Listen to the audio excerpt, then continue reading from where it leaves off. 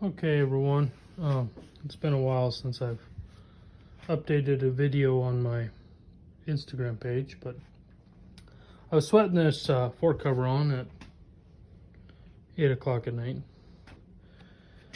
and just thought I would do a little quick review for those of you that have seen some of my videos and those of you that haven't.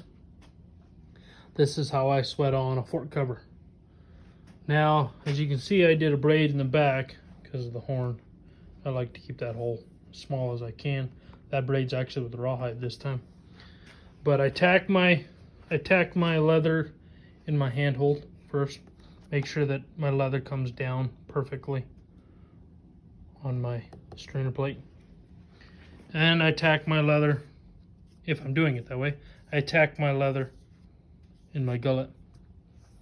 And then I don't nail it. I put a nail here and a nail here after I've kind of sweated on a little bit.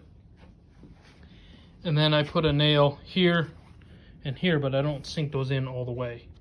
And then I put an awl right next to those nails just to hold my rubber tube here, surgical tube. And I soak my fork covers for a good 24 hours. You can even do longer than that, 36 hours. Get it really nice and soaked. And then I put my inner tube on there.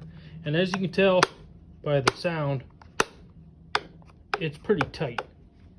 You get that on there, you start sweating the fork, get it on there, push it down, and then you just work back and forth. And what that does is that elastic tube will keep pressure on that leather and it'll keep pushing it down. And then you just go back and you push the slack out, but you also push the slack up. To get all the slack out, you have to push some into the fork, up into the fork, but push some out too. So you're pushing this way, you're rubbing it out. Anything to get those wrinkles out. You don't want a whole bunch of wrinkles in your fork cover. But I'm videotaping this by myself right now, so one hand is using the phone. But what I use quite often is just a deer antler. They work really good. Get one that's nice and curved. As you can tell, my hand, and you're just trying to push slack out here, but also you can work it up into your fork here, and then you just kind of keep rubbing out wrinkles, and that's how you sweat on. That's how I sweat on a fork cover. So, and there you have it. It'll get there. It'll just take a lot of sweat from me. But I try to update my YouTube, but I don't update it like I should. I'm just too busy most of the time. I know you guys are trying to learn, and the best way to learn is either from training under a saddle maker or watching YouTube videos on how to build saddles. And I try to help you out with that.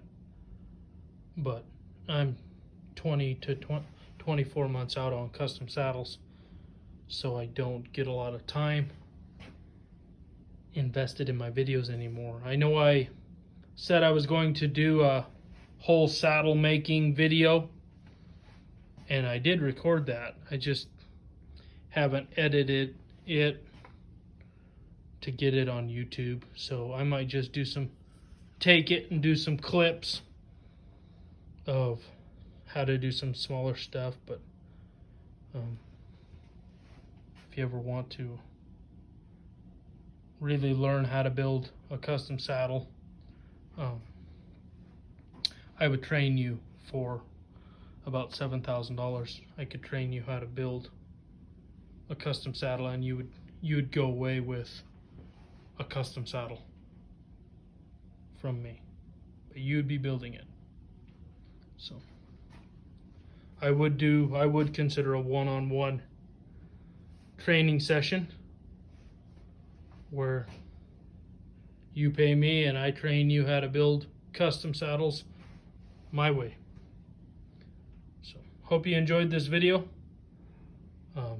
You can subscribe to my channel, and there will be videos in the future. I just don't know when that'll happen. But if you like this video, hit like. If you want, you can subscribe and see video clips as they come. Thanks. Have a great day.